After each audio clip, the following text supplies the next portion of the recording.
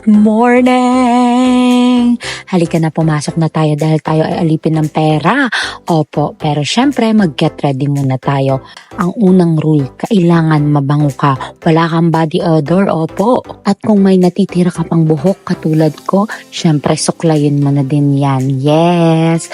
Tapos, mag-moisturizer ka na din. Kailangan ready ang mukha mo sa maghapong bakbakan, opo. Ayaw mo ng dry na mukha. Yes. Pagkatapos niyan is i-moisturize mo na din ang iyong labi. Gamitin mo kung anong nararapat sa'yo. Basta yung para sa akin is ang Vaseline. And then of course, naglagay na rin ako ng sunscreen. Ngayon sobrang nagte-take time ako sa paglalagay ng sunscreen. Tas talagang doble-doble yung nilalagay ko. Kasi napapansin ko maganda talaga yung epekto sa makeup ko kapag maayos yung pagkakalapat ko ng sunscreen. And today, naisip ko na maglagay ng primer kasi kahapon nung nag-makeup ako, parang hinulas ang lola mo. So, kailangan ko ng primer para may grip and traction ang makeup sa aking mukha. Grip and traction, in short, para may kakapitan. After maset ng aking moisturizer, sunscreen at ng aking primer is naglagay na rin ako ng foundation. So pinaghalo ko lang yung dalawang L'Oreal Infallible na meron ako, tig hot pump. And then nilagay ko lang siya sa aking mukha using my fingertips and then binlend ko siya using a foundation brush para talagang maganda at blended ang itsura niya sa aking face. Next, nag-contour na rin ako ng aking buong muka. Yes, sobrang ganda nitong contour na gamit ko. Nabili ko to sa Thailand pero wala na yung pangalan ng brand kasi nabura na. Oo.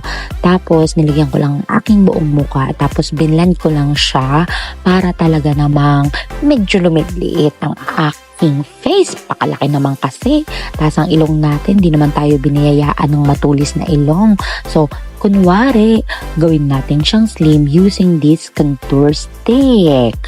Ang pinaka-tip sa pagme-makeup, kailangan well-blended ang lahat. Kaya huwag kang titigil hanggat hindi mo nakikitang na-absorb na ng iyong mukha ang mga products. Siyempre, mabawala ba naman ang aking favorite part na paglalagay ng cheek blush. Of course, naglagay muna ako ng liquid cheek blush.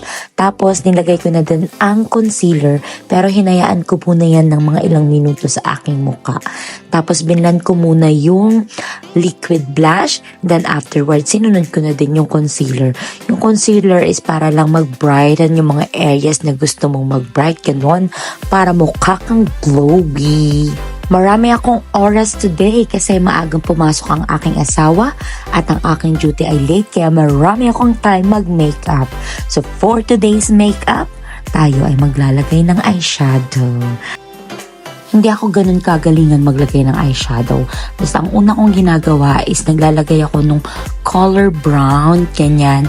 Tapos naglagay ako ng medyo pink. Tapos pinaghalo ko lang yung pink at brown na nilagay ko sa taas. Yun din yung pinanglagay ko sa ilalim ng aking mata. Yes, and then afterwards is naglagay lang ako ng dark colors dun sa dulo para magkaroon ng depth. At sinet ko na ang mga liquid product na nilagay ko sa aking mukha by using my Kiko Milano Face Powder. O napansin nyo na wala yung ibang kulay na nilagay natin kanina. So kailangan nating magpatong ng powdered cheek blush para ibalik ang kulay na nawala. And then afterwards, panahon na ng pagkilay. Kayo nang bahala kung anong pang kilay gusto nyong gamitin. Basta yung sa akin, dahil hindi ako marunong, yung parang eyebrow mascara lang yung ginagamit ko. And mukhang okay naman siya. Of course, hindi pwedeng mawala ang mascara, taas, baba, ulit-ulit, taas, baba, para talagang volumize. O ang ate girl mo, mag-iinarte pa. Hala, ganun pa siya. Pagkatapos, nilinis na natin ang ating labi at gumamit tayo ng lip liner. Trip lang ngayong umaga. Bakit ba? Para talagang define ang ating lips. And then afterwards, kinamitan ko na ng aking liquid lipstick from Kiko Milano.